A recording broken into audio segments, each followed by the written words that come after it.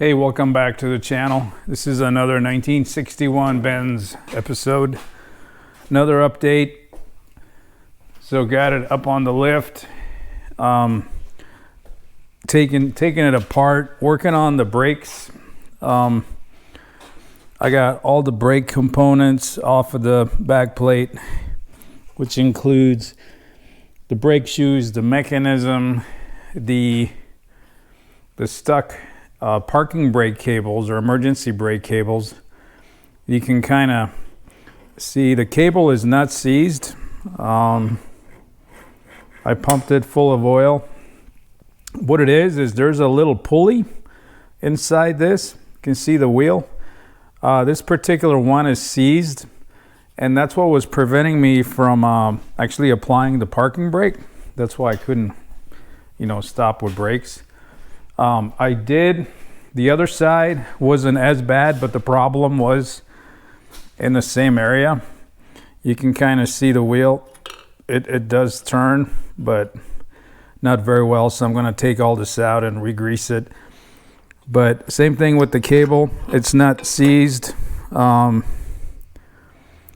It's good to reuse. Got this side apart. Also, got the wheel cylinders off. The brake shoes and the mechanism, the springs and all that is okay. I'm going to reuse all of that. I'm not buying anything new. I got the front, one of the fronts out. Those are the ones with the aluminum brake shoes. There's the front wheel cylinder that you see there. They're pretty much rusted. Those are not rebuildable. That's the clutch slave with the hose right here. Also, it's also junk. Not gonna even mess with those. They're just so full of sand and rusted. I tried blowing air into it and it's completely seized. Here's the last wheel that has not been taken apart. But you see it there. Also on this side, I still haven't removed one of the wheel cylinders. So the front has two wheel cylinders, one for each brake shoe, to kind of get you more pressure on the brake shoe on the front. And but that's it for the brakes. I still got to pull the master cylinder and the clutch master. I haven't messed with that. Those right there, they're gonna come out. I don't know if I can. They probably don't have dirt in them. I think the cylinders move. I'll see if I can resurrect those. Sometimes I can. I'll see what the rubber is. I'll take them apart and check them. I might be able to just clean them and get them to work. But first step is getting it out. And let's see, that's another day. Also figured out my radiator thing. I'm gonna use that Ford Falcon radiator I got. I'm gonna ditch the shroud because this has got better mounting. The Mercedes radiator that I have, that one's off of a W123 body. So it's too wide for the hole. I would have to notch down here to get it to fit. I don't want to modify the body at all.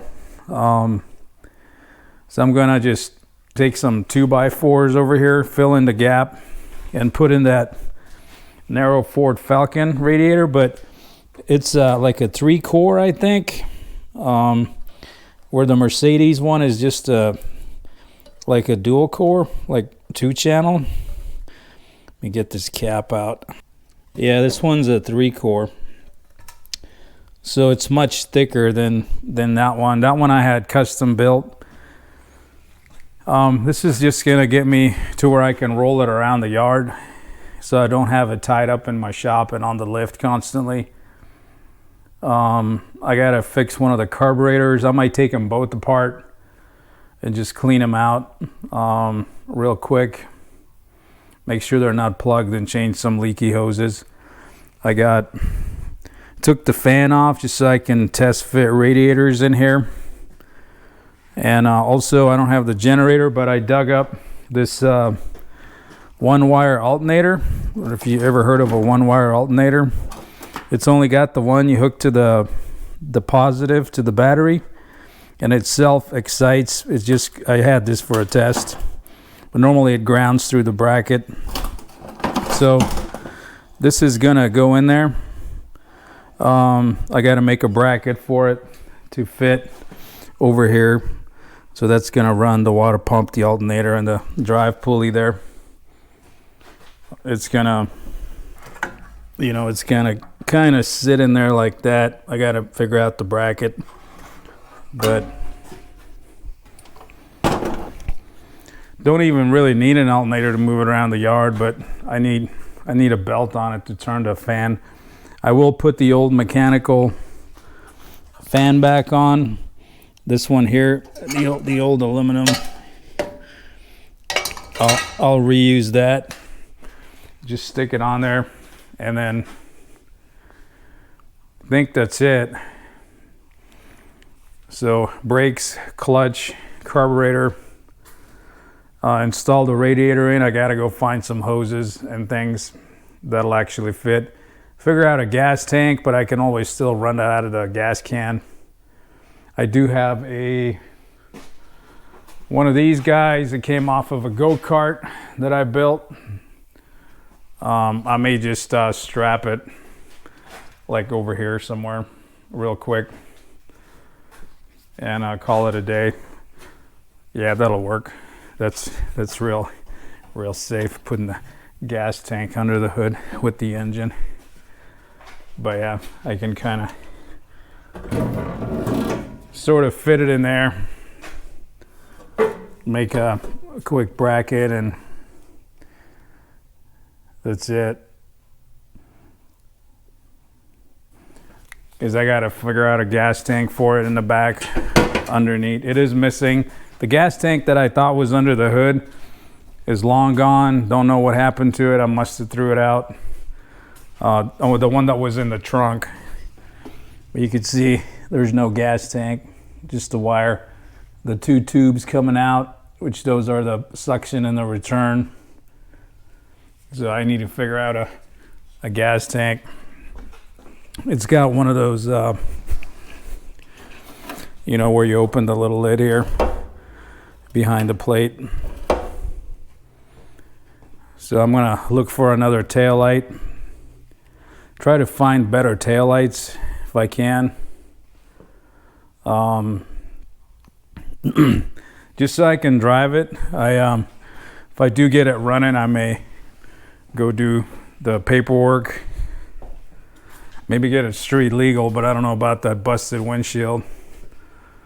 That's kind of poor man's air conditioning there. Got to figure that out. Just so I can drive it around and take it in for estimates and things like that. I don't know if I'll go as far as... Well, I guess I could register it. But anyway, that's where it's at. The two tires I got it to pick apart did the job, but they were a total ripoff. I don't no longer recommend the pick apart. If you can get Chinese parts, get Chinese parts. You're better off on eBay or Amazon, unless you're really bent on getting an OEM part, which is no good anyway. Tires, wheels, don't recommend going to the pick apart anymore. It's just a total ripoff. I ended up getting charged $82 for those 19-year-old tires. One of them does leak, so under pressure. But anyway, when I do start rolling it, I'll probably just go to Discount Tire and get me a set of new tires. I already priced it. It's $300 for 4 tires mounted. You can't beat that. I should have done that in the beginning and put that $80 towards something besides the damn pick apart. Would have saved me a half a damn day going down there and pulling those tires off. But that's it on this. Stay tuned. I think the next part is going to be mounting the radiator and getting that alternator mounted and try to resurrect the 2 master cylinders. That's it. Worked a little bit on the truck. I had one of the airbags was leaking. I had to keep adding air to it, like every 10 minutes. Found the leak, so fixed it with another O-ring. It's all good. Anyway, got other things I got to do maintenance on, but it's good for the next run, right? Anyway, thanks for watching, and until next time.